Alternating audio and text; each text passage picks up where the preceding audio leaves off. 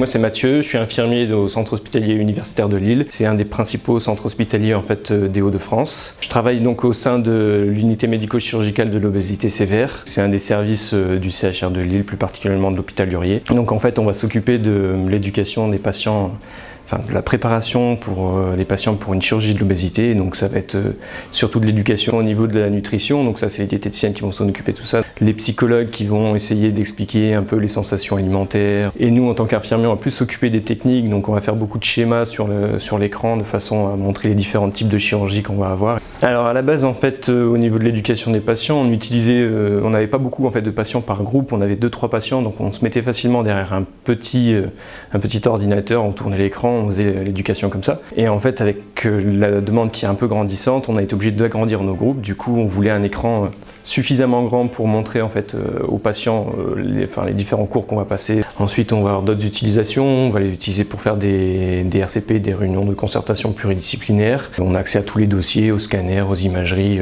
Les écrans, l'avantage c'est la qualité de l'image, donc quand on va passer un scanner ou une radio où on a vraiment tous les détails, alors que sur un ancien rétroprojecteur, sur l'ancien TBI qu'on avait, la qualité était vraiment...